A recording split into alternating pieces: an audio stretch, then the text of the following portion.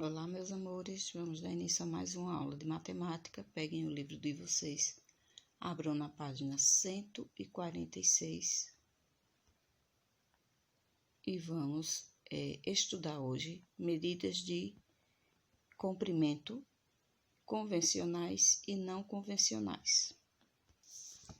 Você sabe qual é a largura do seu livro didático e a sua estatura?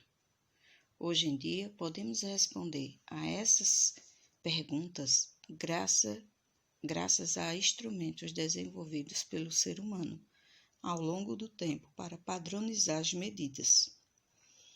Mas antes de existirem esses instrumentos, como se mediam distâncias, objetos e etc.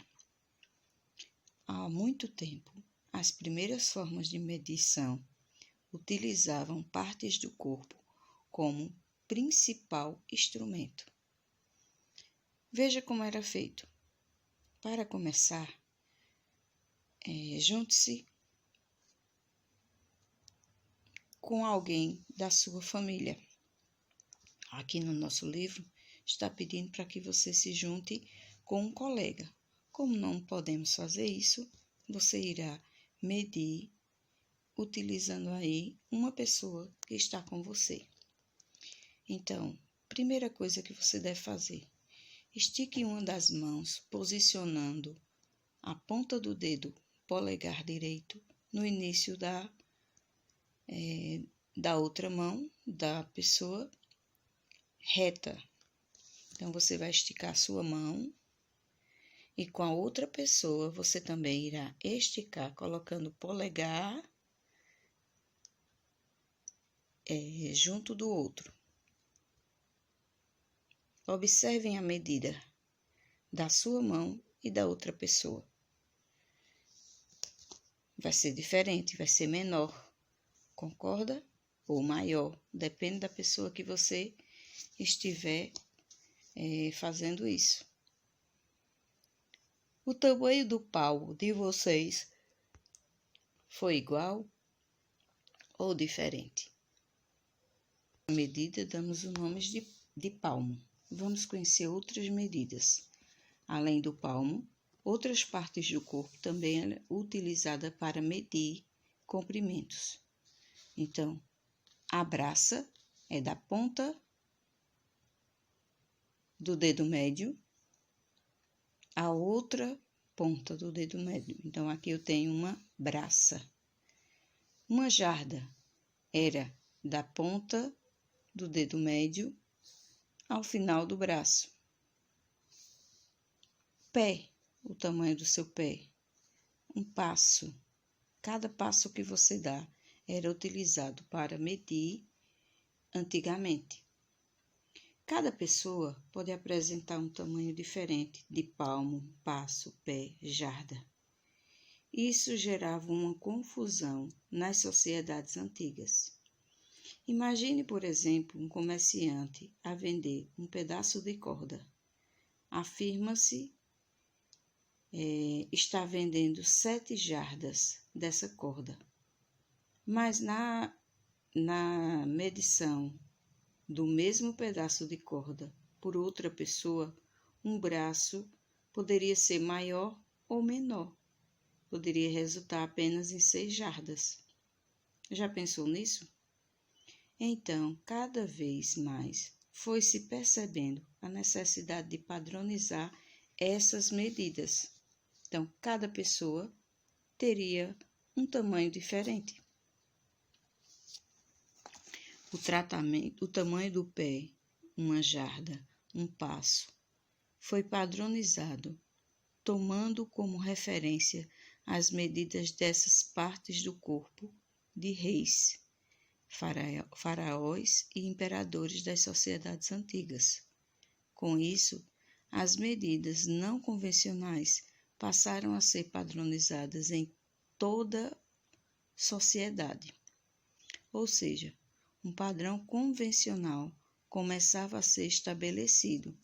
No século XI, o rei Henrique I, então monarca da Inglaterra, passou a sugerir que uma jarda equivalesse à distância da ponta do seu nariz ao polegar, com o braço esticado.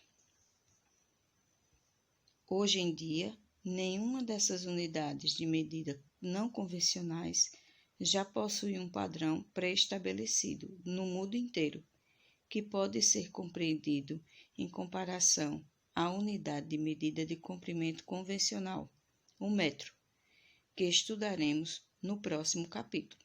Aqui só foi para você conhecer um pouquinho do que são medidas não convencionais. Na 149, vamos dar início à nossa atividade. No primeiro quesito, você vai observar qual das medidas não convencionais você utilizaria para medir essas alternativas aqui. Então, a largura da sala de aula seria com palmo, pé ou passo. O comprimento da quadra de esporte, a largura da porta da sala, a largura de sua carteira, a altura da lousa. Então, qual medidas você utilizaria? No segundo quesito, Roberta mediu o lápis abaixo usando uma borracha. Qual é a medida aproximada do comprimento do lápis? Quantos centímetros aqui de borracha você mediria esse lápis? Quantas borrachas dariam para medir o tamanho desse lápis? Você irá responder. Na página 150, observando aí os objetos, escreva qual é a unidade de medida não convencional você usaria para medir. O caderno. Qual seria a medida não convencional que você utilizaria? O passo, o palmo, o pé. Não convencional, são esses, né? Você usaria para medir. O caderno. Qual medida você utilizaria? A mesa, o lixeiro, o seu lápis. Que medida você utilizaria para cada um? No quarto quesito, você vai observar aqui que os dois coleguinhas, eles estão pedindo para que você se junte com outro colega. No caso, você vai se juntar com alguém da sua casa e vai medir quantos passos mede o comprimento da sua sala. Aqui está falando na sala de aula, a gente vai usar a sala da nossa casa. E vai colocar aqui, você será o aluno A, a outra pessoa será o aluno B. Se tiver outra, você pode pedir. Você tem 3 alternativas para utilizar. Na letra B, você vai observar se as medidas que você utilizou aqui, medindo através de passos ou pé, houve uma diferença entre a quantidade de passos obtidas aqui por cada uma das pessoas. Então, se sim, por que você acha que isso aconteceu? Na página 151, você irá responder aqui este probleminha usando as medidas. José e Luiz mediram a largura de sua sala de aula com o passo. A sala de José mede 5 passos e a de Luiz 7 passos. O passo de José mede 60 centímetros e o de Luiz mede 50 centímetros. Quanto mede a largura da sala de aula de José e de Luiz? Então, você vai fazer o cálculo aqui. Quantos passos ele deu, vezes o tamanho da medida. Então, José, você vai colocar aqui, ele deu 5 passos, vezes 60. Aí você faz o cálculo da resposta. Luiz deu 7 passos e cada passo dele mede 50. Aí que faz o cálculo.